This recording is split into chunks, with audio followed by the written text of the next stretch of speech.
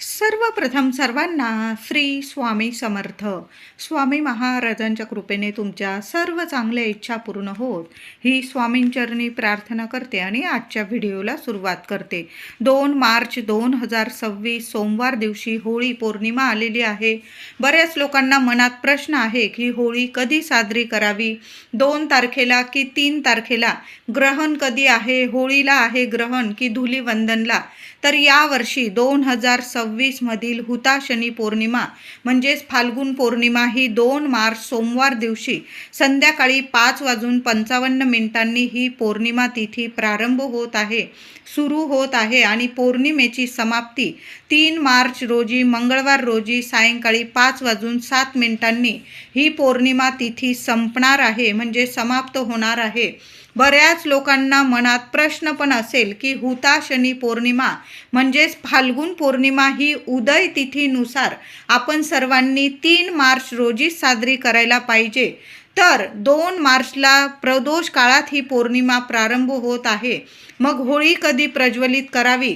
पण होळीचे दहन शास्त्रानुसार आपण पारंपरिकरित्या शास्त्रानुसार प्रदोष काळानंतरच आपण होळीचे दहन करत असतो. म्हणून 2 मार्च रोजी संध्याकाळी 5:55 ही पौर्णिमा तिथी प्रारंभ होत असल्यामुळे आपल्याला 2 मार्च रोजी प्रदोष काळानंतरच होळीचे दहन करायचं आहे.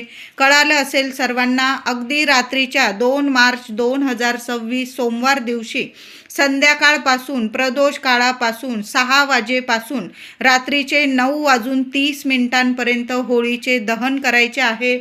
अतिशय शुभ मुहूर्त आहे. थोडासा उशीर झाला, अर्धा तास वगैरे, तर 10 वाजेच्या आत, रात्री 10 वाजेच्या आतच आपल्याला होळीचे दहन करायचं आहे.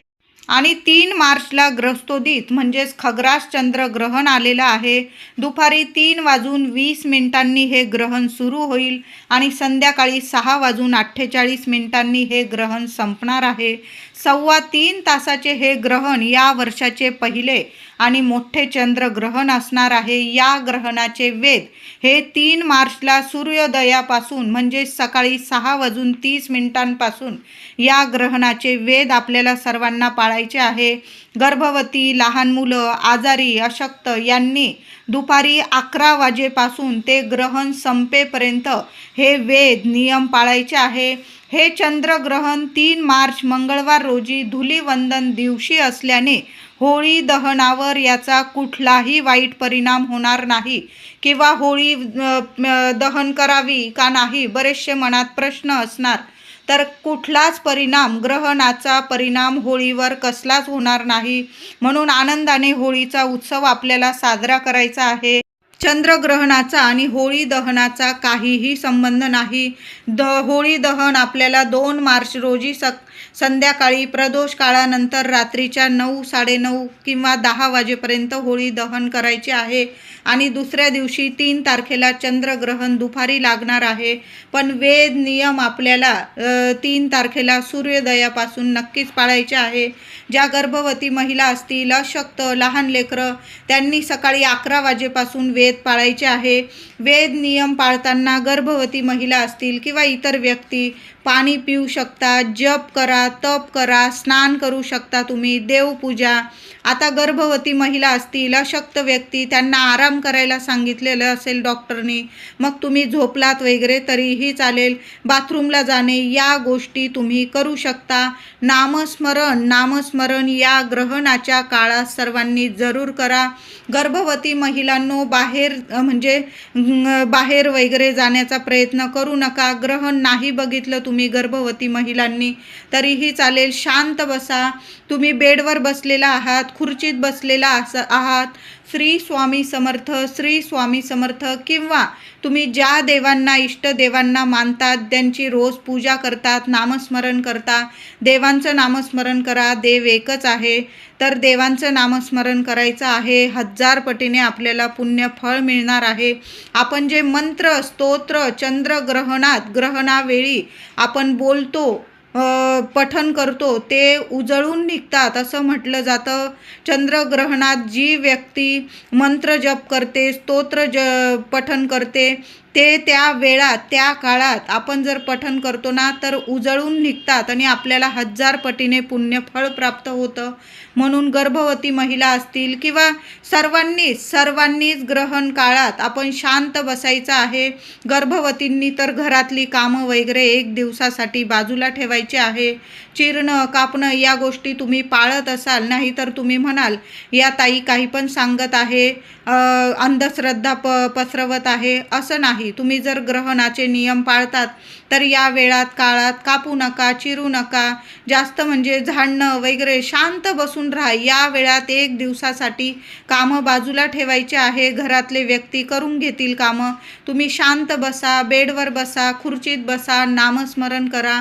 नामस्मरणात खूप मोठी ताकद असते आणि ग्रहण काळात केलेलं नामस्मरण तुम्हाला सुद्धा उपयोगी पडेल, फलदायी ठरेल आणि तुमच्या गर्भात वाढणाऱ्या बाळाला सुद्धा फलदायी ठरणार आहे. कुठलेही वाईट परिणाम तुमच्या गर्भावर किंवा तुमच्यावर ग्रहण काळाचे वाईट परिणाम होणार नाही. देवांची कृपा होणार आहे आणि तुमचं बाळसुद्धा म्हणजे अगदी सुरक्षित राहील आणि आरोग्यदायी राहील. म्हणून ग्रहण काळात गर्भवतींनी तरी हा नियम जरूर पाळा. शांत बसा, बाकी सर्व सोडून द्या. नामस्मरण करा, मंत्र जपा. होळीच्या दिवशी सोमवार आल्याने या दिवशी महिलांनो केस वगैरे नाही धुतली तुम्ही तरीही चालेल. आदल्या दिवशी रविवार आहे, आदल्या दिवशी रविवारी केस धुवून घ्यायचे आहे. आता समजा तुम्हाला धुवावेच लागले तर सर्वांनी ज्यांना केस धुवायचे आहे त्यांनीसुद्धा आणि होळीच्या दिवशी तर आवर्जून सर्वांनी बारीकसा खडा तुरटीचा आंघोळीच्या पाण्यात टाकायचा आहे. आवर्जून टाका महिलांनो, दादांनो. तुरटीचा खडा पाण्यात टाकायचा आहे आणि मग त्या पाण्याने आंघोळ करायची आहे. तुमच्या कुंडलीतील चंद्र तर मजबूत होईलच, पण तुमची अडलेली कामंसुद्धा मार्गी लागतील. काही शारीरिक मानसिक त्रास असतील ते सुद्धा निवारण होतील आणि तुम्हाला म्हणजे सर्व इच्छा तुमच्या पूर्ण होतील. म्हणून सोमवारी होळीच्या दिवशी थोडा का होईना तुरटीचा खडा बारीक करून घ्या आणि चिमूटभर तुरटीची पावडर आंघोळीच्या पाण्यात टाका. लहान लेकरांपासून मोठ्या व्यक्तींपर्यंत हा उपाय तुम्ही करू शकता. मग तुरटीच्या पाण्याने तुम्ही डोकं वगैरे धुतलं तरी पण कुठलेही दोष तुम्हाला लागणार नाही. होळी धुलीवंदन या दिवशी मांसाहार होणार नाही याची नक्की काळजी घ्यायची आहे. त्याचबरोबर गर्भवती महिलांनी नामस्मरण तर करायचंच आहे. नामस्मरण करताना तुळशीचं एक का होईना पान महिलांनो, गर्भवती महिलांनी ग्रहण काळात स्वतःच्या मुखात तोंडात एक का होईना बारीकसं तुळशीचं पान ठेवून घ्यायचं आहे. पण चुकूनसुद्धा ग्रहण काळात किंवा आदल्या दिवशी होळी आहे, होळी असेल, धुलीवंदन, ग्रहण काळात तुळस तोडू नका. आधीच तोडून ठेवा, नाही तर तुम्ही फुलवाल्या दादांकडून विकत आणली तरीही चालेल. पण तुळस ही आपल्याला ग्रहणात लागणारच आहे. जी आजारी व्यक्ती असेल, अशक्त व्यक्ती, गर्भवती महिला सर्वांनी एक तुळशीचं पान तोंडात ठेवा. ते तुम्ही खाऊन पण घेतलं तरीही चालेल. कुठलेही वाईट परिणाम तुमच्यावर ग्रहण काळातले होणार नाही. त्याचबरोबर तुम्ही जे जेवण बनवलेलं आहे, पाणी भरून ठेवलेलं आहे, त्यातसुद्धा एक तुळशीपत्र टाकून ठेवायचं आहे. फाल्गुन शुक्ल पक्षातील पौर्णिमा म्हणजे होळी. सत्याचा विजय म्हणजे होळी. वाईटाचा नाश म्हणजे होळी. देवांविषयी खरी भक्ती, श्रद्धा आणि त्याची देवाने दिलेली प्रचिती म्हणजे होळी. बघा, मनात खरी श्रद्धा भक्ती असेल तर त्या परमेश्वरावर तर अग्नीतून सुद्धा सही सलामत भक्तांचे रक्षण नक्कीच होते. होळीचे दहन का केले जाते तर वाईट गोष्टी त्या पवित्र अग्नीत जळून खाक व्हाव्या आणि आयुष्यात सुख, शांतता, समृद्धी यावी, आरोग्य मिळावं म्हणून होळीचे पूजन करून दहन केले जाते. होळीला थोडे का होईना पुरण करून, पुरणाचा नैवेद्य करून आधी देवघरात देवांना नैवेद्य दाखवावा. घराजवळ गोमाता असेल, गाईला सुद्धा स्वतःच्या हाताने, महिलांनो, दादांनो, होळीच्या दिवशी सोमवारी गाईला नैवेद्य जरूर द्या. पुरणाची पोळी खाऊ घाला किंवा साधी चपाती बनवली असेल, तूप गूळ लावा, पण गाईला नैवेद्य जरूर दाखवायचा आहे. आणि होळीला सुद्धा पुरणाचा नैवेद्य दाखवायचा आहे.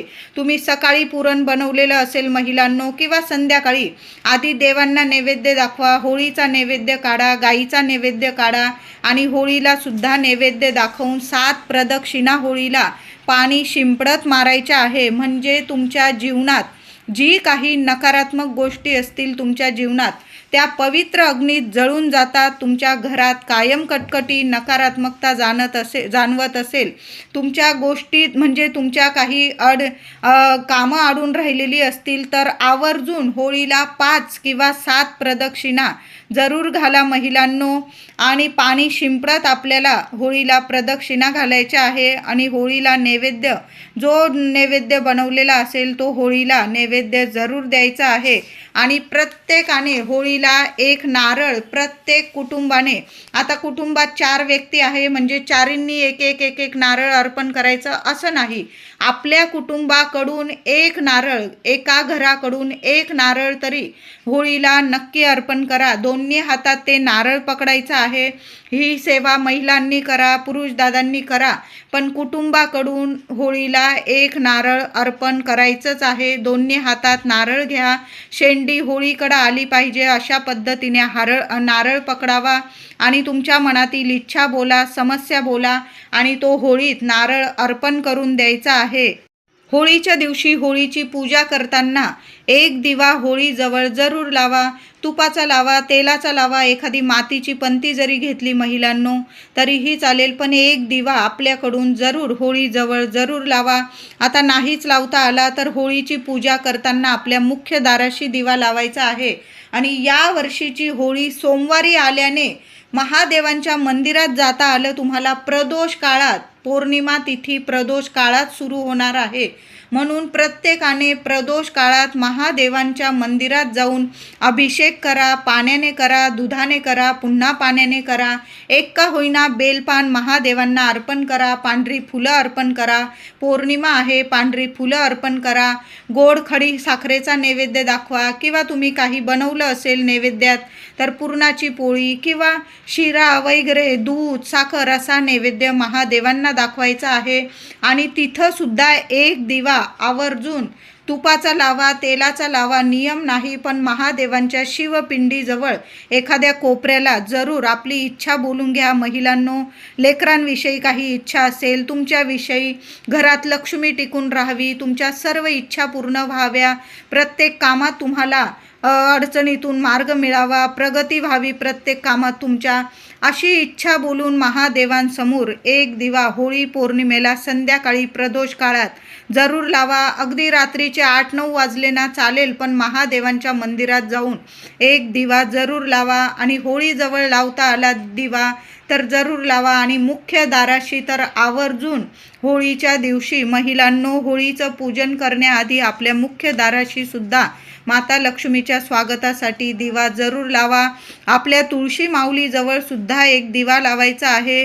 ओम नमो भगवते वासुदेवाय नमः. बघा, साक्षात होळीमधून प्रल्हादाचे रक्षण केले भगवान श्री हरी विष्णूंनी. होळीच्या दिवशी आवर्जून तुळशी मातेची सुद्धा पूजा करायची आहे. हळदी, कुंकू, फुलं, अक्षता वाहून छान असं तुळशीजवळ सुद्धा तुपाचा दिवा लावायचा आहे. अंधार ठेवू नका. होळीच्या दिवशी तुळशीजवळ अंधार ठेवू नका. किमान 21 वेळा ओम नमो भगवते वासुदेवाय नमः या मंत्राचा जप प्रत्येक महिलेने जरूर करा. महिलांना काही अडचणी असतील मासिक धर्माच्या वगैरे तर माझ्या पुरुष दादांनी जेवढी होतील ना सेवा उपाय जरूर करा. तुळशीजवळ माझ्या दादांनी जरी दिवा लावला चालेल.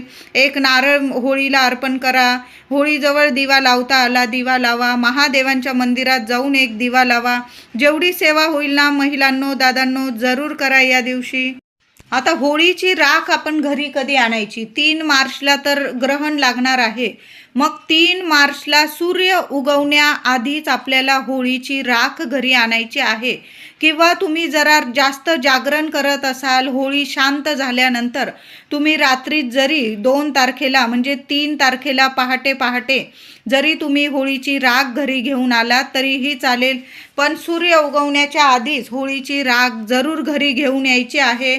आणि 3 मार्चला सर्वांनी धुलीवंदनच्या दिवशी, ग्रहणाच्या दिवशी सर्वांनी आंघोळीच्या पाण्यात चिमूटभर होळीची राख टाकून आंघोळ करायची आहे. लहान लेकरांपासून मोठ्या व्यक्तींपर्यंत हा उपाय जरूर करा. होळीच्या दिवशी 2 तारखेला तुरटी टाकून आंघोळ करायची आहे. तर 3 मार्चला धुलीवंदनच्या दिवशी, चंद्रग्रहणाच्या दिवशी होळीची राख बारीक बारीक चिमूटभर राख टाकून आंघोळ करायची आहे. चांगले अनुभव येतील तुम्हाला. होळीच्या आधीच आपल्या देवघरात जरूर या वस्तू आणायच्या आहे. तर नारळ, विड्याची पानं, श्रीयंत्र, स्वामींचा फोटो किंवा मूर्ती, दक्षिणावर्ती शंख, पंचधातूचे कासव किंवा पंचधातूचे स्वस्तिक आणि तुम्ही किराणा सामान भरत असाल महिलांनो तर धने, हळद, मीठ, तुरटी, वेलची, लवंग या वस्तूंपैकी ज्या वस्तूंची तुम्हाला गरज आहे ना तर त्या वस्तू आवर्जून खरेदी करा.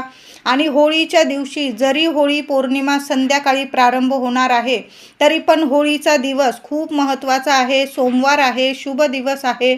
या दिवशी तुम्ही तुमच्या देवघरात श्रीयंत्राची स्थापना करू शकता.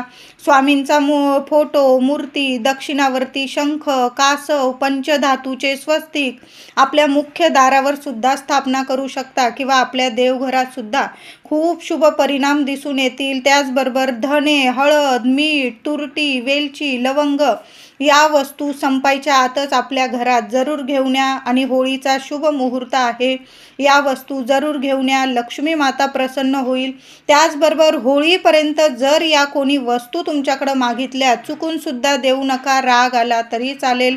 दूध असेल, दही, हळद, वेलची, लवंग आणि अख्खे तांदूळ, अख्खे धने, नारळ आणि एक खास वस्तू म्हणजे पैसे.